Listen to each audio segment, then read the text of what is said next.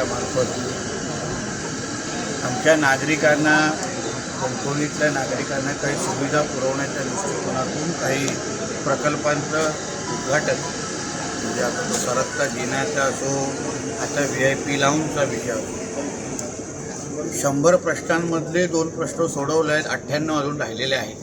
आणि म्हणून या 98 प्रश्नाच्या संदर्भात लवकरात लवकर आम्हाला त्या पद्धतीमध्ये सुविधा द्यावेत. केंद्र आणि राज्य सरकार हे एकच विचाराचं आहे.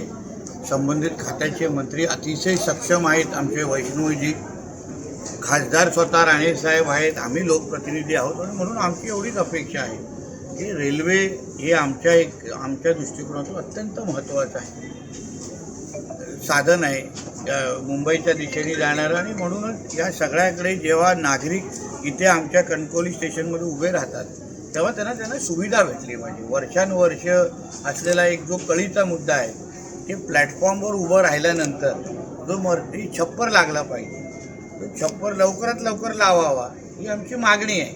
त्या बाबतीमध्ये लोकप्रतिनिधी म्हणून मीही आग्रही आहे.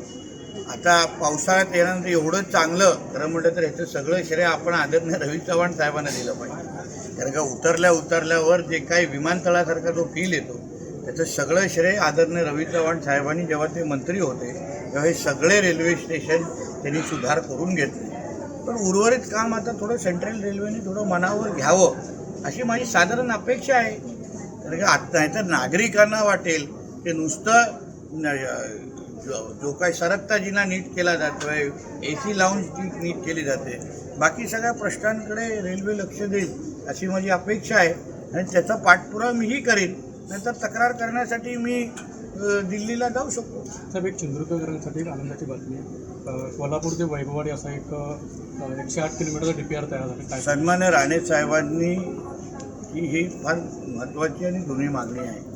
त्याला आदरणीय सुरेश प्रभू साहेबांनी चालना दिली होती.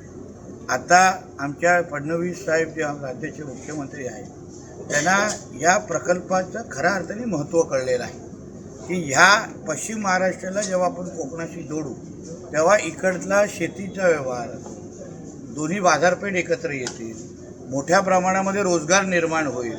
आणि म्हणूनच डिसेंबरच्या आमच्या अधिवेशनामध्ये मुख्यमंत्री साहेबांनी आमच्या बंदर खात्याच्या बैठकीमध्ये त्या प्रकल्पाला चालना दिली. नुसतीच चालना दिली नाही, पण शब्दापलीकडे कृतीतून जाऊन ह्या केंद्रीय अर्थसंकल्पामध्ये, युनियन बजेटमध्ये त्याच्या बाबतीची घोषणा झाली. आणि पुढच्या 2 महिन्यामध्ये केंद्रीय रेल्वे मंत्र्यांनी हेही जाहीर केलं आहे की वैभववाडी आणि कोल्हापूरचा DPR पण रेडी झालेला आहे, तयार झालेला आहे. आता दोन्ही कलेक्टर मिळून, कोल्हापूर आणि सिंधुदुर्ग मिळून आम्ही जमीन संपादनाचं काम सुरू करणार आहे. आणि लवकरच जेव्हा तो प्रकल्प झाला, जेव्हा आम्ही वर्षानुवर्ष बोलतोय कोकणातल्या जनतेचं दरडोई उत्पन्न दुप्पट करणं, त्याचा खऱ्या अर्थाने श्रेय हे सिंहाचा वाटा हे या कोल्हापूर वैभववाडीच्या प्रकल्पाला द्यायला पाहिजे. साहेब, सिंधुदुर्ग जिल्हा हा महाराष्ट्रामध्ये पहिला जिल्हा आहे जो निधी खर्च करण्यात 1 नंबरला आहे. काय सांगतो? नाही, नक्कीच ह्या ही समाधानाची बाब आहे. ज्या बाबतीमध्ये मी जिल्ह्याचा पालकमंत्री झाल्यानंतर वारंवार उल्लेख करतो आहे की जिल्ह्यामध्ये जो काही निधी उपलब्ध होतो तो जनतेचा पैसा आहे, तो योग्य वेळी खर्च झाला पाहिजे. अखर्चित निधी असणं हे भूषणव नाही. राणेसाहेब नेहमी आक्षेप घेतात, निलेशजी नेहमी याच्याबद्दल विरोधी विचार मांडतात. म्हणून आमचा मुद्दा एवढाच आहे की आलेला निधी योग्य वेळी खर्च झाला पाहिजे. आता 31 मार्चच्या 3-4 दिवस अगोदर संपलेला आहे. ती समाधानाची बाब असतील तरी पण मी काही पूर्ण समाधानी नाही. माझी अपेक्षा आहे की डिसेंबरपर्यंतच हा निधी खर्च झाला पाहिजे. पण ह्यावेळी थोडं प्रशासनाला का सूट देईन, कारण का ह्यावेळी निवडणुका होत्या.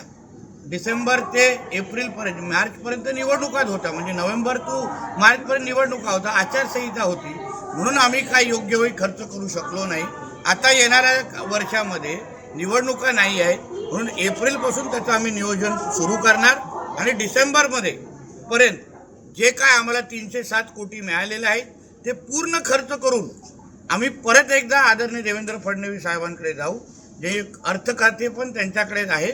आणि अजून 100 कोटीची मागणी, हे खर्च झाल्यानंतर अजून वाढीव 100 कोटीची मागणी त्यांच्याकडे करू, जेणेकरून जिल्ह्याच्या विकासाच्या दृष्टिकोनातून जी काही गती आम्हाला अपेक्षित आहे ती त्या निधीच्या माध्यमातून निश्चित पद्धतीने गती आम्ही पूर्ण करू शकतो. थँक्यू.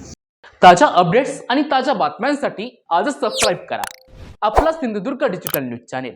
लाईक करा, शेअर करा, कमेंट करा आणि महत्त्वाचं म्हणजे बेल आयकॉनला क्लिक करायला विसरू नका.